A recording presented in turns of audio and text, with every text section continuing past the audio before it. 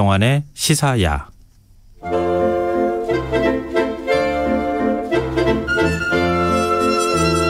늦은 밤 우리가 주목해 봐야 할 영화를 살펴보는 시간입니다. 지금 이 영화 더스크린 박혜은 편집장과 만나보겠습니다. 근데 오늘은 전화로 만나야 되는 상황이거든요. 일단 먼저 인사 나누고 그 이유를 좀 말씀드리겠습니다.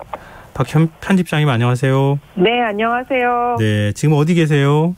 네, 부산국제영화제에서 좀 전에 좀 늦은 행사 하나 끝내고 이제 시사야 만나러 들어왔습니다. 아, 부산 바람은 좀 다르던가요? 부산은요 날씨가 정말 쾌청하고 따뜻해요. 네, 영화제 축하하기 위해서 그랬나 봐요. 서울은 조금 비 내리고 으슬으슬하고 이런 날씨들이었어요. 맞아요. 좋으시겠다는 생각 드는데요. 부산국제영화제 지난해는 온라인으로 진행했잖아요. 그렇습니다. 2년 만에 지금 영화제 연 거라서 의미가 좀 남다를 것 같아요. 맞습니다. 2년 만에 정말 오프라인에서 열린 부산국제영화제에 관객도 스타들도 되게 대거 참석하면서요. 굉장히 부산이 들썩들썩거리는 중이에요. 어제 10월 6일 개막식이 열렸는데 정말 오랜만에 레드카펫 위에서 화려하게 아름답게 입은 배우들 쫙 들어오면서 분위기를 띄웠더라고요. 부산국제영화제는 사실은 아직도 코로나19가 이어지는 이 상황 속에서도 좀 이 단계적 일상회복, 위드 코로나라고 하죠. 이 위드 코로나에 좀 시험대가 될 것 같다는 생각도 들었습니다. 개막식 사회는 송중기 배우, 박소담 배우가 맡았는데요. 정말 2년 만에 이 개막식에서 관객들, 한 1200명 정도 되는 관객들을 마주하고 무대 위에 선 배우들이 굉장히 울컥해 하더라고요. 송중기 배우 같은 경우는 정말 이렇게 얼굴을 보고 영화제를 시작할 수 있어서 너무 행복하다. 이 일상이 정말 소중하고 고맙다. 이런 이야기를 했고요. 박소담 배우도 2년 만에 열리는 이 부산국제영화제가 많은 분들에게 어떤 새로운 희망, 위안이 됐으면 좋겠다. 이런 얘기를 하기도 했습니다. 어제 그 개막식에서는요, 또 오랜만에 임권택 감독님이 아시아 영화인상을 수상하면서 무대 위에 올랐거든요. 60년대 초에 데뷔를 해서 지금까지 100편의 영화를 찍었는데 이제 나이가 끝나갈 때가 돼서 좀 더 완성도 있는 영화를 찍어보는 기회가 있었으면 좋겠는데 그런 날이 올까요? 라고 얘기를 해서 또 관객들 마음을 울컥하게 만드시기도 했습니다.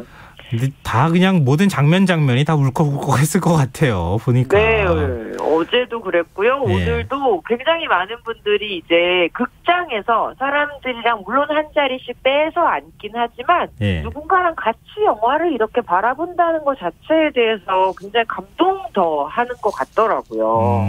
지금 관객이 1200명이라고 말씀하셨잖아요. 예, 그 개막식에만 1200명 정도 되는 관객들이 들어왔습니다. 특별히 관객을 이렇게 정한 겁니까? 아니면은 신청을 받은 거예요? 원래는요, 그 야외 무대에 약 3,000명 정도의 관객이, 2,800명 정도의 관객이 한 번에 들어올 수 있어요.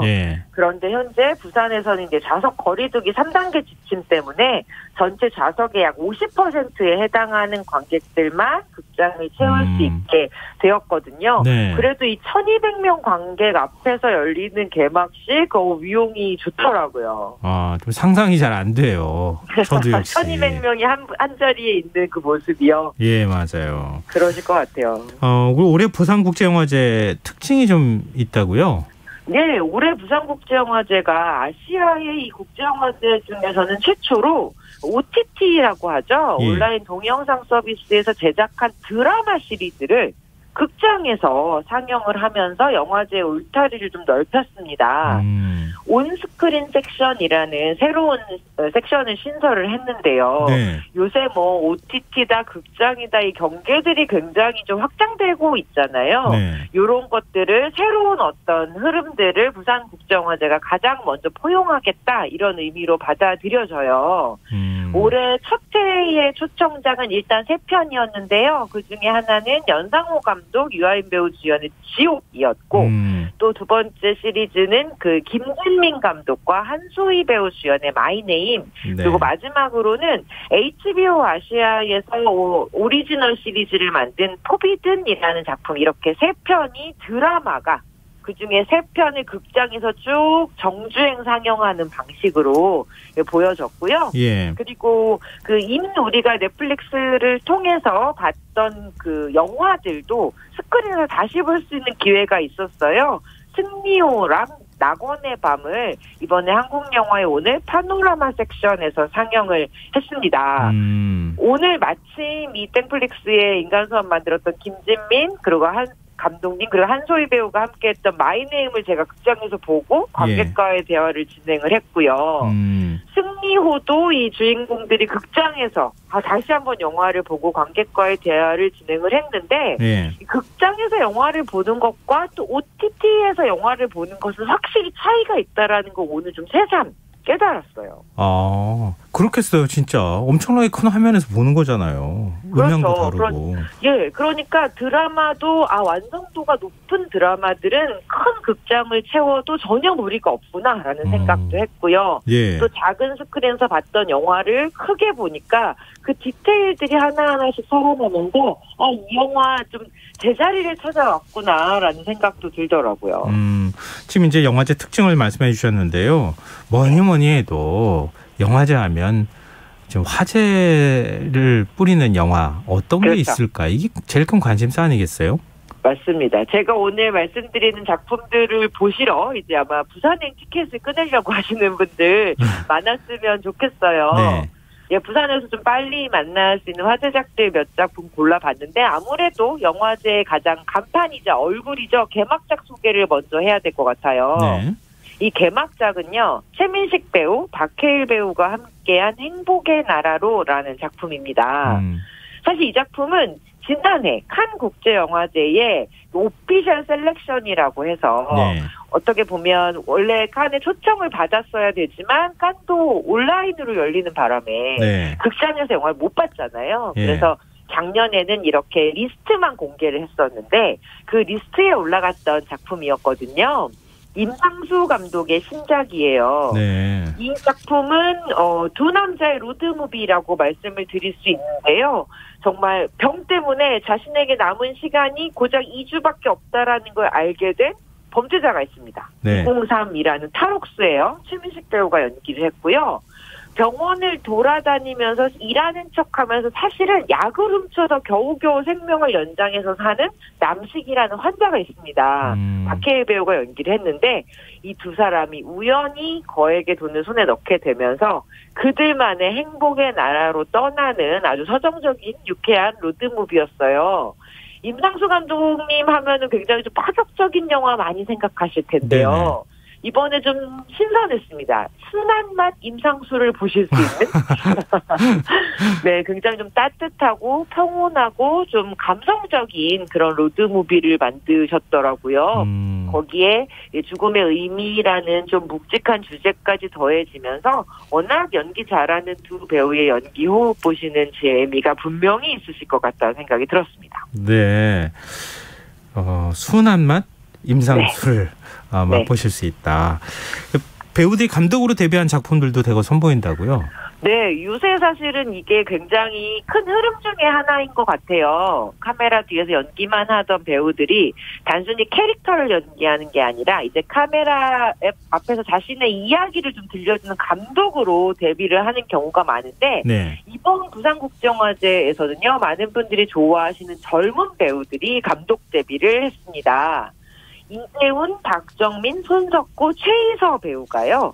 이번에 직접 각본을 쓰고 이 연출을 한 단편 영화 프로젝트 언프레임드라는 작품들을 만들었는데 한국 영화의 오늘 파노라마 섹션에서 처음으로 공개를 해요. 되게 재미있는 게 이 배우들이 지금까지 연기했던 어떤 그런 모습들이 이 감독 데뷔작에도 어느 정도씩 좀 남아 있더라고요.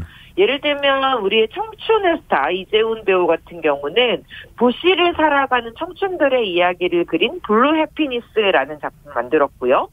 박정민 배우는 이 초등학교 5학년 2반의 반장선거 풍경을 그린 초등학생 누아르 반장선거라는 네. 작품을 만들었어요. 그리고 손석구 배우는 결혼식장에 동행을 한 이모와 조카의 하루를 그린 서정적인 재방송이라는 작품을 만들었고요. 최희서 배우는 싱글맘과 9살 딸의 이야기를 담은 반디라는 작품을 보여주는데 이 작품 모두에 이 배우들이자 감독님이 각자의 자전적인 이야기가 조금씩 담겨 있어요. 그래서 이 배우들을 조금 더 가깝게 알게 된 것 같은 느낌을 받게 하는 그런 작품들이었습니다. 굉장히 흠이 있네요. 네. 어떤 영화들인지 좀 궁금한데요. 네. 이런 말고 해외에서 관심을 갖는 영화들도 좀 있을 것 같은데요. 맞습니다. 이게 부산국제영화제 같은 경우에는 사실 해외에서 굉장히 크게 화제가 됐던 작품들을 어떻게 보면 한국에서 최초로 볼 수 있는 창구이기도 하잖아요. 네.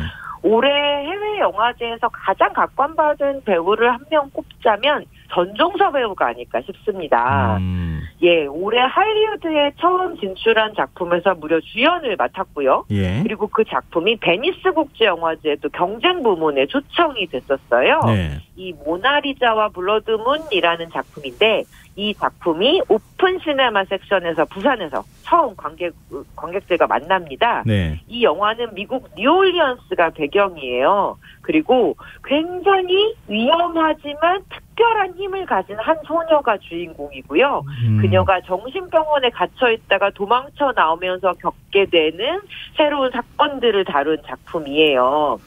이 작품의 감독은요, 썬댄스 영화제가 주목한 밤을 걷는 뱀파이어 소녀라는 작품을 만들었던 에나 릴리 아미프르 감독님의 신작인데요. 예. 전종서 배우가 이 주인공 소녀, 아주 특별한 힘을 가지고 있는 주인공 소녀 역할을 맡았고, 그리고 또 할리우드의 케이트 허드슨 배우가 함께 출연을 해서 이 여성들의 아주 놀랍고 새로운 서사를 보여줄 것 같습니다. 그리고 또 한국 배우 중에는 유연석 배우가요. 네. 한국과 프랑스 영화의 합작 영화에도 출연을 했는데 그 작품이 부산에서 최초로 공개가 됩니다. 월드 시네마 섹션에 프랑스 영화의 이 고요한 아침이라는 작품이 초청을 받았는데 유연석 배우가 이 작품의 주인공인 거죠. 이 영화 속에서는 올가 쿠릴렌코 그 할리우드에서도 많이 유명한 007 시리즈에 출연했던 이 배우와 함께 호흡을 맞추는데요. 예. 영화 내용이 흥미롭게도 한국에서 어떤 살인사건이 벌어지고 한 여인의 시신이 나타나요. 네. 그래서 그 여인에게 도대체 무슨 일이 있었는지를 프랑스의 사람과 이 한국의 형사가 같이 파헤치는 이런 내용이거든요. 네. 이 두 사람의 케미가 처음에는 스릴러로 시작을 했다가 약간 그 사랑에 빠지면서 또 다시 위기를 겪게 되는 유연석 배우와 올가 쿠릴렌코 배우의 이 화학적 케미스트리도 한번 만나보실 수 있을 것 같습니다. 네. 근데 한국의 촬영 감독이 참여한 할리우드 영화도 공개된다고요? 맞습니다. 정정훈 촬영 감독 올드보이나 친절한 금자씨, 박쥐 같은 작품으로 아주 유명한 촬영 감독이죠.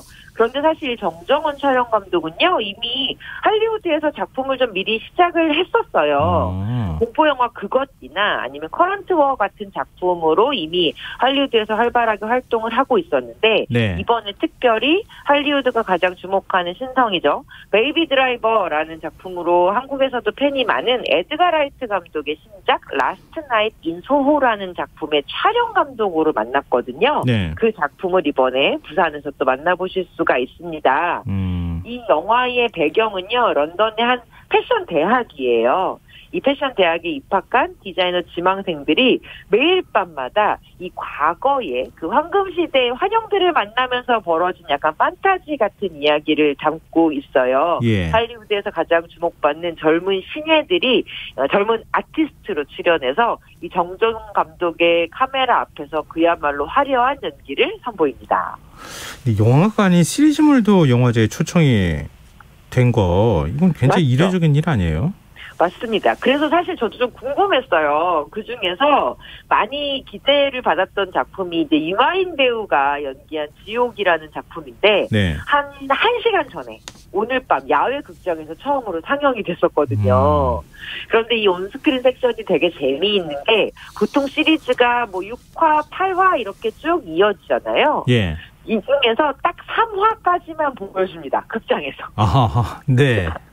그러니까 미리 앞부분의 이야기를 큰 스크린으로 보고 관객들은 약간 두근두근하는 마음을 가지고 이제 실제 OTT에서 다시 공개될 때까지 기다리셔야 되는 그런 좀 새로운 그 관람법인 것 같아요. 이 지옥이라는 작품은 땡플릭스의 시리즈였고요. 예. 정말 지옥의 사자들이 말 그대로 지옥의 사자들이 현실에 나타나서 누군가에게 사망 선고를 내려요. 네. 그리고 지옥행 열차를 선물하죠.